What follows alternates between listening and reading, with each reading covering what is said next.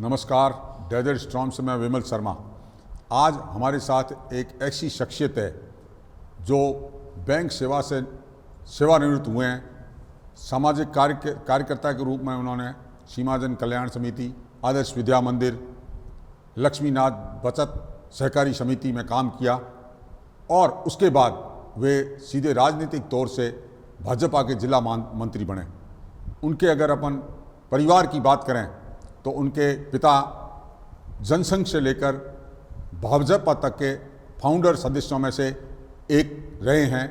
वे अपने राजनीतिक जीवन में पार्षद रहे, अनेक बोर्डों के चेयरमैन रहे, भाजपा की प्रदेश कार्य समिति के सदस्य रहे। उसके अलावा सामाजिक क्षेत्र में भी उन्होंने बहुत कार्य किया। उनका परिवार पढ़ा लिखा परिवार है। उनके बड़े भाई सेवानिवृत्त जज हैं और उनके परिवार में अन्य सदस्य भी जुडिशरी सर्विस में हैं, न्यायिक सर्विस में हैं। आज हम उनसे चर्चा करेंगे राजनीतिक तौर से, सामाजिक मुद्दों पर। आज है हमारे साथ सुशील व्यास। आपका बहुत बहुत स्वागत है सुशील जी।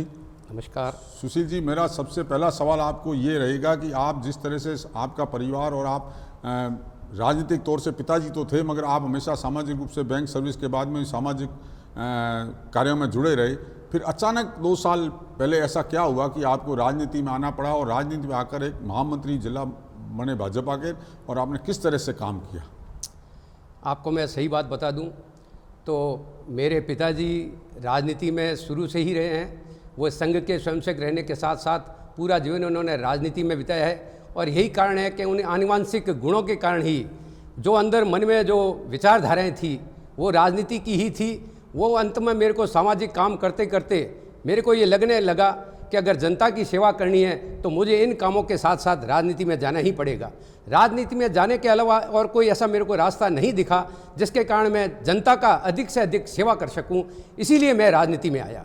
बहुत बढ़िया बात की आपने कि राजनीति का जो माध्यम चुना आपने, राजनीति को जनता की सेवा करने का, और आप इस क्षेत्र में आए और जिस तरह से आप 2 वर्ष से काम कर रहे हैं, निश्चित रूप से संगठन को बढ़ाने का काम हो रहा है और संगठन जैसलमेर में आपके उपस्थिति में बहुत अच्छे ढंग से कार्य कर रहा है।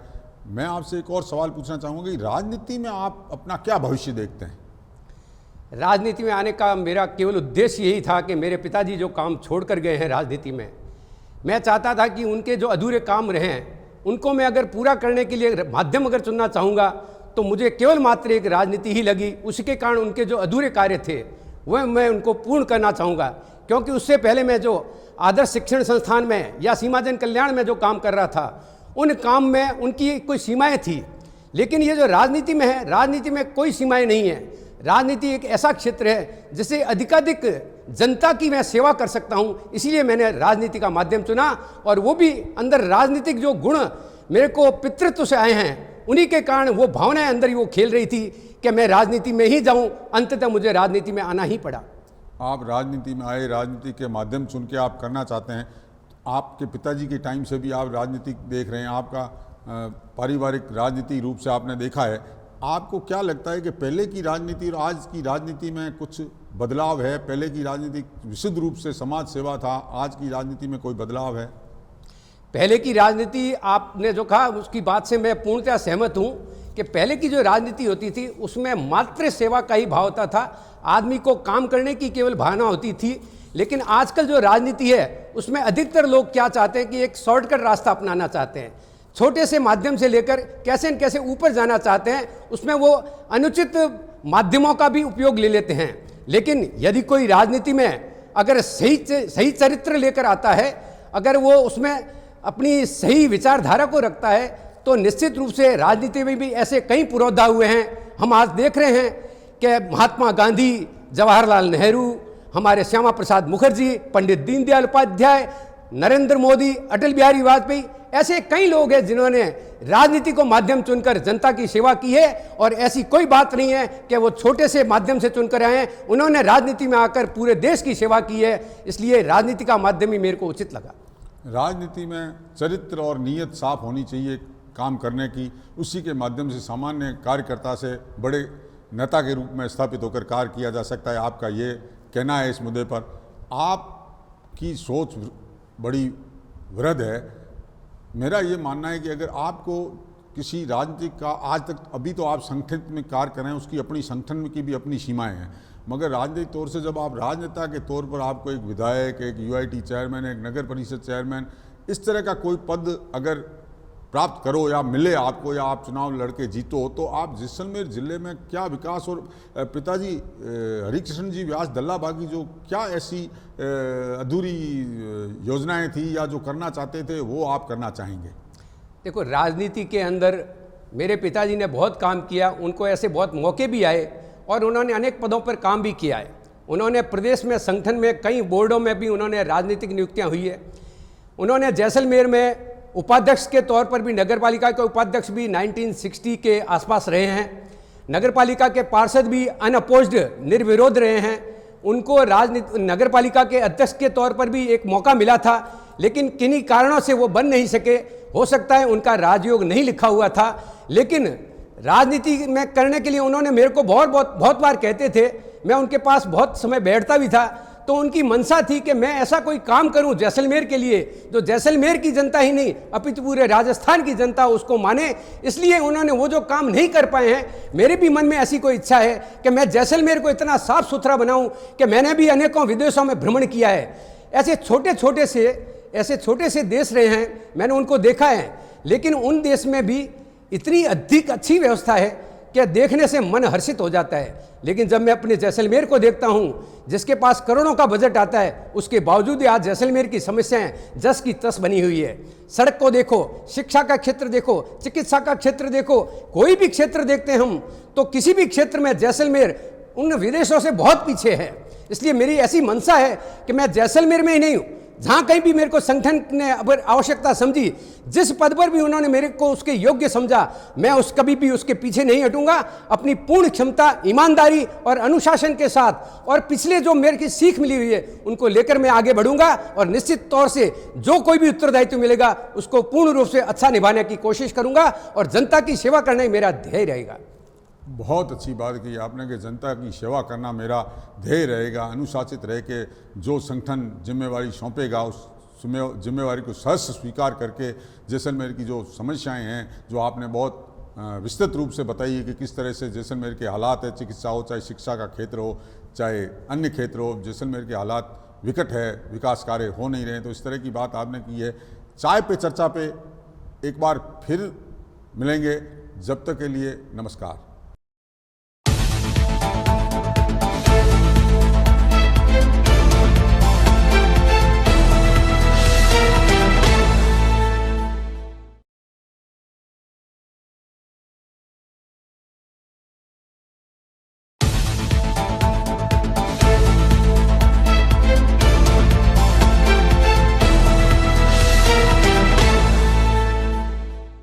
चाय पे चर्चा पे एक बार फिर सुशील व्यास के साथ उन्होंने बहुत ही सटीक सवालों के जवाब दिए। उन्होंने अपनी मंशा जताई कि किस तरह से राजनीति होनी चाहिए, किस तरह राजनीति का चरित्र होना चाहिए। अब आप उनसे फिर चर्चा करते हैं राजनीतिक तौर से ही। आपसे मेरा सवाल है, भाजपा, चूँकि आप संगठन से जुड़े हैं, भाजपा 24 घंटा 365 दिन की पार्टी मानी जाती है। पूरे विश्व में 16 करोड़ से ज़्यादा सदस्य हैं जिस पार्टी के, विश्व की सबसे बड़ी पार्टी है। तो आपको किस तरह से आप देखते हैं कि ये संगठन किस तरह से काम करता रहता है? भारतीय जनता पार्टी ने पहले जो संगठन में काम होता था वो तो केवल मात्र बहुत कम काम था, लेकिन आज के समय में पिछले 10 सालों से संगठन में कार्य इतना लंबा हुआ है कि संगठन चाहता है कि पन्ना प्रमुख तक का काम करना चाहता है। इसलिए संगठन ने बूथ सशक्तिकरण का काम पिछले 6 महीने से लगातार कर रहे हैं। उस बूथ सशक्तिकरण में हमारे बूथ की कार्य समिति पूर्ण बननी चाहिए। बूथ समिति बनने के बाद के अंदर हमारे वहाँ बूथ अध्यक्ष की बूथ की कार्य समिति भी बनती है। मंडल कार्य समिति के बाद में बूथ कार्य समिति में भी 21 आदमी, अध्यक्ष, उपाध्यक्ष, मंत्री, महामंत्री, महिला संयोजक, युवा संयोजक और अनेक सदस्य मिलाकर 21 की कार्य समिति बनती है। वो भी हर बूथ की बनती है। हमारे जैसलमेर जिले के अंदर 617 बूथ है, जिसमें जैसलमेर विधानसभा के 358 और पोकरण के 259 बूथ हैं। हमारे संगठन ने पिछले 4 माह में ऐसा काम किया है कि बूथ की कार्य समितियां 617 बूथ के अंदर 590 बूथ के अंदर यानी 95% हमारे बूथ है, उन हर बूथ के अंदर हमारी कार्य समिति बनी हुई है। उसमें 21 व्यक्तियों की कार्य समिति है। और उसके साथ साथ एक और काम हमने आगे किया है कि हर बूथ के अंदर यदि एक बूथ के अंदर 500 वोट है तो 60 वोटों के ऊपर हमारा एक पन्ना प्रमुख नियुक्त होता है। एक पन्ने में 30 मत आगे होते हैं, 30 मतदाता पीछे होते हैं। उन 60 मतदाताओं के ऊपर एक पन्ना प्रमुख की नियुक्ति है। तो संगठन ने ऐसी विचारधारा चलाई है, ऐसी व्यवस्था की है कि प्रत्येक बूथ के अंदर हर पन्ने का प्रमुख नियुक्त करना अत्यावश्यक है। और पन्ना प्रमुख में भी यह निर्देश दिए गए हैं कि जो संगठन का सबसे उच्च पदाधिकारी है, पहले वो उस बूथ के अंदर जिस पन्ने के अंदर वो मतदाता सूची में है उसको सर्वप्रथम उसका पन्ना प्रमुख बनाया जाए। अब चाहे देश के अंदर हमारे नरेंद्र मोदी अगर अपने किसी विधानसभा क्षेत्र के अंदर उस पन्ने के अंदर मतदाता है तो उस पन्ने के प्रमुख हमारे प्रधानमंत्री नरेंद्र मोदी भी है। यदि अमित शाह है तो अमित शाह भी अपने पन्ने के एक प्रमुख है। जैसलमेर की हम बात लेते हैं तो जैसलमेर के हमारे जिला अध्यक्ष चंद्र प्रकाश शारदा, यदि वो अपने वार्ड के अंदर जिस बूथ के अंदर वो मतदाता हैं उस सूची के अंदर उस पन्ने के वो भी प्रमुख है। मैं अगर अपने किले के मतदाता के अंदर हूं तो मैं किले के मतदाता सूची के अंदर उस पन्ने का मैं भी प्रमुख हूं। तो संगठन ने ऐसी व्यवस्था की है कि प्रत्येक बूथ के हर पन्ने का प्रमुख नियुक्त किया है। इस प्रकार से हमारे 617 बूथ पर कम से कम 10,000 पन्ना प्रमुखों की नियुक्ति की है। ऐसे कार्यकर्ता तैयार किए कि जब कभी भी वोट की अगर होगी, वोट का समय आएगा तो हमारा संगठन इस तरह से खड़ा होगा कि अधिकाधिक मतदाता अपने मतों का अधिकार ले सके, उसका उपयोग कर सके, ताकि आने वाले चुनाव में हम जो पहले कहीं किसी चुनाव में हम थोड़ा पीछे रहे हैं तो आगे आने वाले चुनाव में मेरे को ही नहीं, मेरे पूरे संगठन को, पूरे प्रदेश को ये पूरा विश्वास है कि आने वाले चुनाव में संगठन इस तरह से लड़ाई लड़ेगा कि अनुशासन रूप में लड़के अधिकाधिक संख्या में वोट कास्ट करवाकर हमारे जो भी खड़े होंगे विधायक में हो चाहे लोकसभा के सांसद हो, अधिकाधिक मतों से विजयी होकर आएंगे। ऐसी संगठन ने व्यवस्था की है। और आगे भी हमारे ये जो मॉडल आया है ज्यादातर गुजरात से आया है, राजस्थान में ही लागू किया है। और मेरे को बताते हुए अत्यंत हर्ष हो रहा है कि अभी पिछली जो संभाग की बैठक थी हमारे जोधपुर में, 4 दिन पहले वहां पर बैठक हुई है।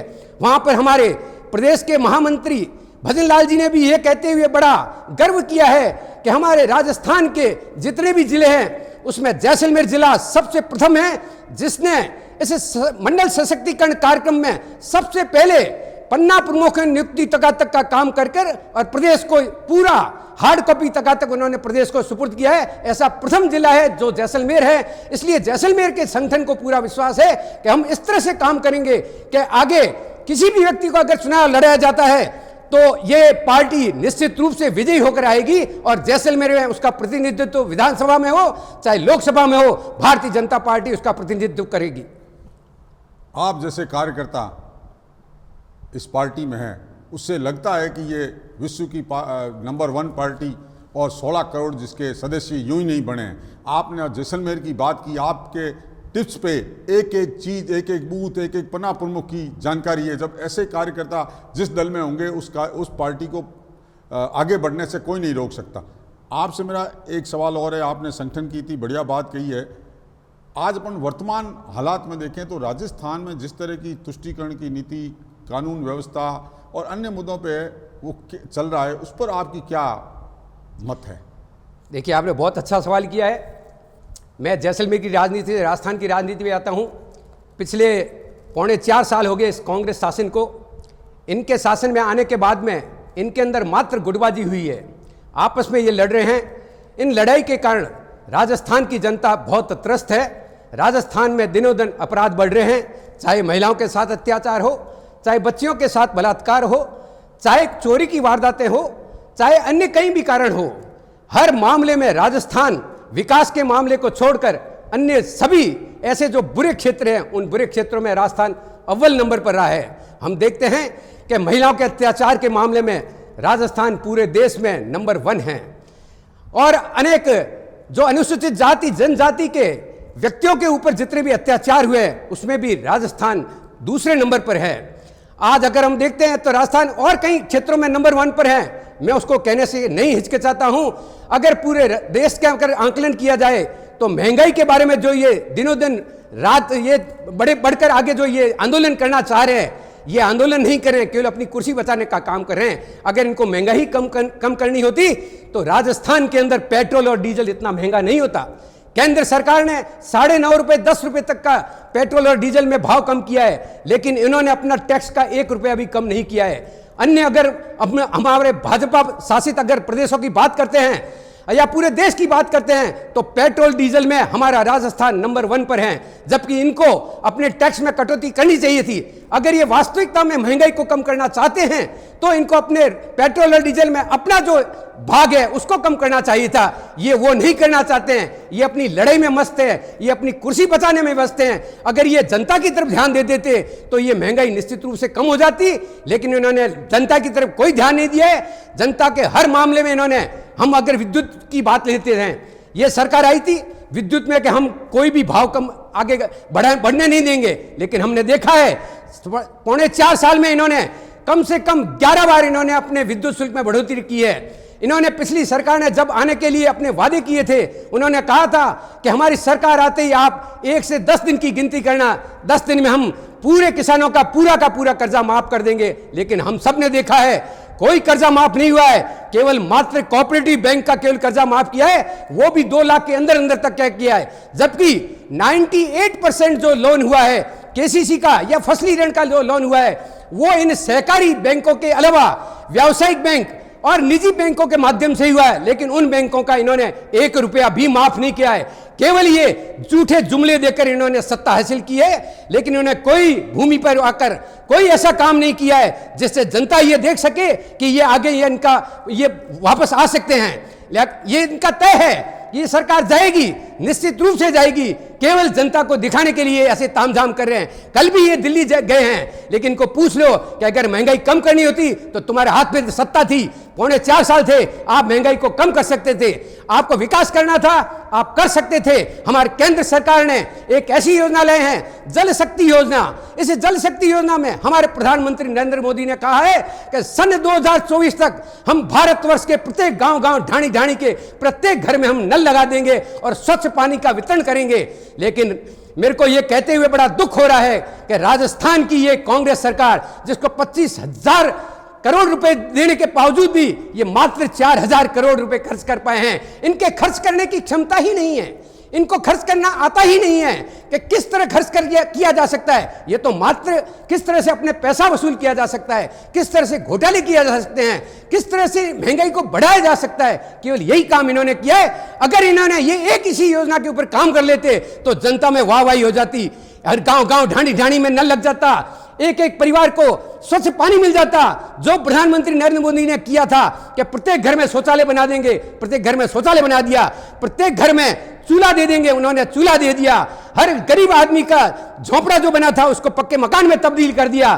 तो यही अगर ये भले काम ना करे, लेकिन हमारे भारत सरकार प्रतिबद्ध है, संकल्पवित है कि उन्होंने कहा है कि हम 2024 तक प्रत्येक गांव ढाणी ढाणी में नल लगा देंगे। तो निश्चित रूप से मेरा मानना है कि नल लगाकर ही छोड़ेंगे और हर आदमी को स्वच्छ नल प्रदान करके रहेंगे। आपने बताया कि राजस्थान की सरकार अगर चाहती तो पेट्रोल और डीजल के भाव कम हो जाते। धरातल पे राजस्थान सरकार ने कोई काम नहीं किया। यहाँ बहुत चेहरे हैं कांग्रेस में चुनाव लड़ने के, इस तरह की बात हुई। आपने केंद्र सरकार ने जो काम किए भाजपा के नरेंद्र मोदी सरकार ने, उसकी आपने उपलब्धियाँ गिनाई, किस तरह से आपको राजस्थान के आगामी चुनाव में आप क्या देखते हैं कि किस तरह से आपकी सरकार आएगी शॉर्ट में? राजस्थान में जैसा मैंने संगठन के हिसाब से बताया तो संगठन इतना शक्तिशाली हो चुका है कि संगठन ने ऐसी व्यवस्था कर दी है चुनाव के लिए कि संगठन अगर किसी भी छोटे से कार्यकर्ता को भी अगर विधानसभा खड़ा करता है तो मैं मानता हूं, और मैं ही नहीं, मेरा प्रदेश और केंद्रीय नेतृत्व भी ये मानता है कि हम किसी भी व्यक्ति को टिकट देंगे तो हमारा व्यक्ति चुनकर आएगा। ऐसी व्यवस्था संगठन ने की है। और राजस्थान में ये जो कांग्रेस सरकार के जो हालात हुए हैं, इन हालातों को भी देखते हुए हमारा संगठन प्रत्येक दिन, ऐसा कोई दिन नहीं रहता जिसमें हम आंदोलन नहीं करते हैं। हर बात को लेकर हम सड़कों पर उतरते हैं। हमारे संगठन ने पिछले 3.5 साल में इस कलेक्ट्रेट के सामने कम से कम 50 धरने दिए हैं। हर कार्यालय जो भी इस जनता के कार्य सेवाओं के लिए होता है उनके आगे जा जाकर धरना दिया है। हमने देखा है, हमने पावर हाउस का आगे कम से कम 10 बार धरना दिया है। हमने वहां के अधिशासी अभियंता, अधीक्षण अभियंता, यहां तक कि वहां के जेईएन और एईएन को भी हमने आम समस्याएं हैं विद्युत की, उनके लिए हमने आवाज उठाई है। किसानों की समस्या हो तो उनके लिए आवाज उठाई है। अगर चिकित्सा की अगर यहां पर समस्या हुई है उसके लिए आवाज उठाई है। और जहां जहां संभव हुआ, अगर केंद्र सरकार के मंत्री आए हैं तो हमने उनसे भी सहयोग लेकर, भले जवाहर हॉस्पिटल में कोई सेवा का काम करना हो या किसी और तरह का अन्य कोई काम केंद्र सरकार के नेतृत्व में करना हो तो हमने उन काम को करवाए। भले रेलवे की व्यवस्था हो तो हमने रेलवे के लिए भी हमारे संगठन ने कई पत्र लिखे हैं और उनका यह प्रभाव पड़ा है कि कई रेलें पुनः वापस चालू हुई है और हमें आशा है कि आगे भी अनेकों रेलें वापस चालू होगी। इस तरह से हमारा काम होगा कि किसी भी व्यक्ति को खड़ा किया जाए। संगठन इस स्थिति में आ चुका है कि कोई भी व्यक्ति खड़ा होगा तो निश्चित रूप से भारतीय जनता पार्टी का ही जीत कर आगे आएगा। आपके बहुत विचार, बहुत आपका कॉन्फिडेंस लेवल है ऊपर कि हमारी पार्टी ही आएगी राजस्थान में, हमारे कार्यकर्ताओं के बल पर हमारी पार्टी राजस्थान में सरकार बनाएगी। आपने जैसलमेर की अनेक मुद्दों पर चर्चा की, मगर एक मुद्दा जो मैं पूछना चाहूँगा कि जिला संगठन का नगर परिषद के प्रति सॉफ्ट कॉर्नर क्यों रहता है? 20 पार्षद होने के बावजूद नगर पालिका में चल रहे भ्रष्टाचार, वहाँ की अनियमितताओं पर जिला संगठन या जो भाजपा के चुने हुए 20 पार्षद क्यों नहीं बोलते? आपका कहना मैं काफ़ी हद तक सही समझता हूँ। हमारे संगठन ने इसके लिए व्यवस्था भी की है और हमने ऐसी कोई रूपरेखा बनाई है कि हमने हमारे नगर मंडल की जो कार्यकारिणी है उसके साथ मिलकर ऐसी व्यूह रचना की है कि पिछले भी कई समय से हमारा नगर मंडल इतना सक्रिय हो चुका है कि हर मामले में जब कभी भी कोई ऐसी दिक्कत आई है, ऐसी संभावना दिखी है कि हमारे पार्षद इस तरह से काम नहीं कर रहे हैं, हमने पार्षदों को भी अलग अलग मीटिंग बुलाकर उनके साथ चर्चा की है। हमारा जिला संगठन हर समय उनके साथ संवाद करने के लिए तत्पर रहता है। जब कभी भी ऐसी समस्या आती है, हमारे जिला संगठन और नगर कार्यकारिणी में मिलकर उन अपने पार्षदों को बुलाकर वो बात की है और इनके साथ पिछली कई भी ऐसी बैठकें हुई हैं जिसमें हमारे पार्षदों ने ऐसे मुखर रूप से आगे उभर कर आए हैं और उन्होंने अपने नगर की जो समस्याएं थी उनको ठीक रूप से उभारा भी है। और हम फिर आगे भी ऐसा करना चाहेंगे कि नगर की जैसी भी ऐसी समस्याएं हैं, भले नगर में अतिक्रमण की समस्या हो, सफाई की व्यवस्था हो, चाहे वहाँ पर चिकित्सा की व्यवस्था हो, चाहे पट्टा देने की व्यवस्था हो, कोई भी ऐसा काम हो जनता के लिए अगर होगा तो निश्चित रूप से जिला संगठन ऐसी व्यूह रचना बनाकर नगर पालिका के विरुद्ध खड़ा होगा और अगर आवश्यकता पड़ी तो नगर पालिका का आगे धरना देकर विरोध प्रदर्शन भी किया जाएगा और उनको मजबूर किया जाएगा कि जैसलमेर की जो भी समस्या है आपको उसको हटाना ही पड़ेगा। उन समस्याओं से रूबरू होकर उसका समाधान आपको करना ही होगा, अन्यथा ये संगठन आपको छोड़ेगा नहीं। संगठन रूप से बहुत मजबूत बात कही आपने कि आप संगठन आपका कार्य लगातार कर रहा है और करता रहेगा। अब आपसे सवाल एक ऐसा निजी तौर से पूछूंगा कि एक समय ऐसा था जब आपके पिताजी 19 साल जेल में रहे, आर्थिक रूप से भी आपका परिवार इतना मजबूत नहीं था, आप भी छात्र थे, छात्र जीवन था उस समय आपका।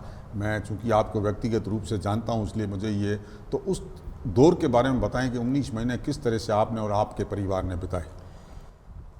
आपने एक ऐसा मेरे मन का सवाल को कुरेदा है कि मैं अपने पिछले 40 साल में जाना चाहूँगा। जिस समय इमरजेंसी आपातकाल लगा था सन 1975 जून, वो एक ऐसा काला दिन जिस दिन ये इमरजेंसी लगी थी और इस इंदिरा गांधी ने अपनी हठधर्मिता के कारण अपने आप को शासक बनाए रखने के लिए उस न्यायालय का भी अवमानना करके इस देश के अंदर राष्ट्रपति के थ्रू एक ऐसा अध्यादेश लागू कर लिया जो उसको काला दिन कहा जाए तो कोई अतिशयोक्ति नहीं है। उस काला दिन लगते ही मेरे पिताजी और उनके साथ साथ पार्टी के कई ऐसे कार्यकर्ता, राष्ट्रीय स्वयंसेवक संघ के भी कार्यकर्ता, सब मिलाकर उनको एक ही रात में घरों से उठाकर, भले वो दुकान पर बैठे थे, कहीं व्यवसाय पर बैठे थे, तो उनको उठाकर ले गए। उसमें मेरे पिताजी को भी उस समय 19 महीने जेल में रहना पड़ा। मेरी आयु उस समय मात्र 14 साल की रही होगी, मैं 10वीं क्लास में पढ़ रहा था। मेरे बड़े भैया कॉलेज में थे, लेकिन कॉलेज ने भी उनको अपने राष्ट्रीय स्वयंसेवक के होने के नाते उन्होंने भी उनके ऊपर झूठा केस लगाकर कॉलेज से निष्कासित किया। हमने कोई ऐसी हार नहीं मानी क्योंकि संस्कार ही ऐसे मिले हुए थे देशभक्ति के, राष्ट्रभक्ति के, कि हमने उसको ऐसा सामना करने की कोशिश की। हम दोनों भाइयों ने, परिवार में भी ऐसी कोई आर्थिक स्थिति ऐसी सुदृढ़ थी नहीं, मात्र एक चाय की दुकान थी। उसी के ऊपर पूरा परिवार चलता था। लेकिन मेरी माताजी ने भी अपना काम नहीं छोड़ा, उन्होंने भी सिलाई का काम किया, मोहल्ले में लोगों के कपड़े सिलने का काम किया। पहले भी सिलती थी, लेकिन वो कपड़े सिलते कर जो भी आय करती थी उस आय को मेरे पिताजी जनता की सेवा के लिए लगा देते थे। लेकिन मेरी माँ ने भी कभी अपने चेहरे पर सिकन नहीं आने दी। हम लोगों ने उस समय मिलकर हमारे चाय की दुकान को अच्छी तरह चलाने का निर्णय किया। मैं स्कूल जाता था, मेरे भाई साहब को रेस्टिकेट करने के बाद भाई साहब ने उस धंधे को संभाला। मैं सुबह दुकान पर जाता था, शाम को छुट्टी के बाद मैं भी दुकान संभालता था, दिन भर मेरे भाई साहब उसको संभालते थे। लेकिन हमने उस दुकान को इतनी अच्छी तरह चलाई कि हमारा धंधा बहुत अच्छा चल निकला।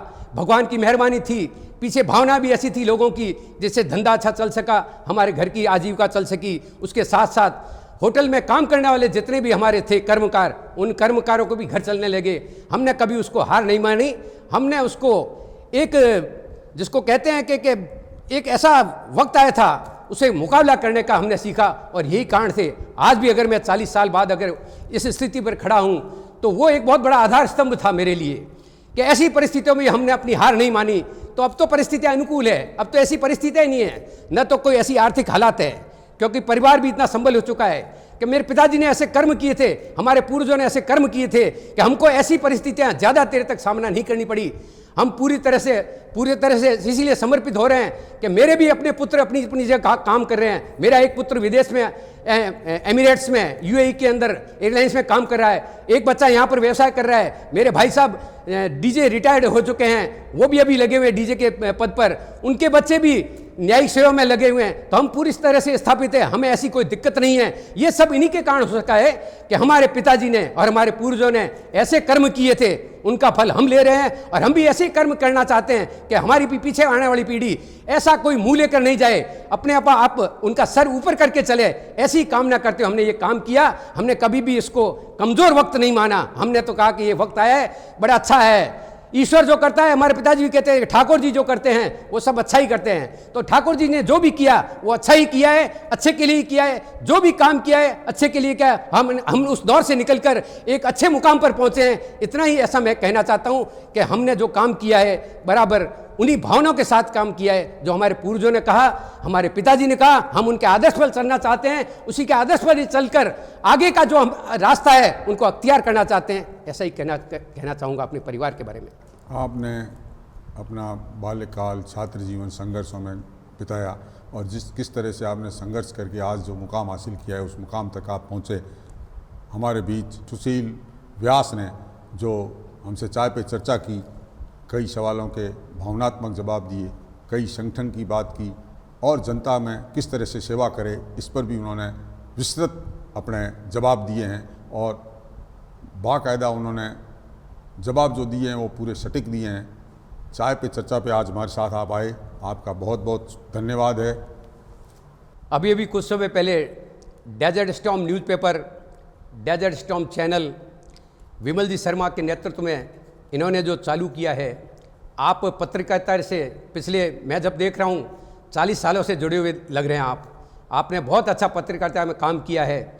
आपने भले ही भास्कर से चले गए हो, लेकिन आपने जो पिछला काम जो सीखा है, आपके काम का जो अनुभव है जैसलमेर को मिले, और आपने इसी को आपने ध्येय चुना और ऐसा चैनल लेकर आए डेजर्ट स्टॉर्म न्यूज़ करके। ऐसा जैसलमेर में कोई ऐसा न्यूज़ चैनल नहीं है, ऐसा कोई अखबार नहीं है जो इस तरह से नियमित निकलता हो और इस तरह के प्रोग्राम रखता हो कि हर जगह आपकी उपस्थिति हमको दिखती है। हम जहाँ कहीं भी कार्य करते हैं, अगर भले हमारे पार्टी के कार्यक्रम हो, चाहे कोई सांस्कृतिक कार्यक्रम हो, चाहे राजनीतिक कार्यक्रम हो, सामाजिक कार्यक्रम हो, हर कार्यक्रमों में आपकी उपस्थिति, आपके चैनलों की उपस्थिति वहाँ दिखती है। मैं आशा करता हूँ कि आपका चैनल बहुत आगे बढ़े, बहुत उन्नति करे और इस जैसलमेर के अंदर एक नए आयाम स्थापित करे पत्रकारिता के क्षेत्र में। ऐसी शुभकामनाओं के साथ धन्यवाद। जय हिंद, जय भारत।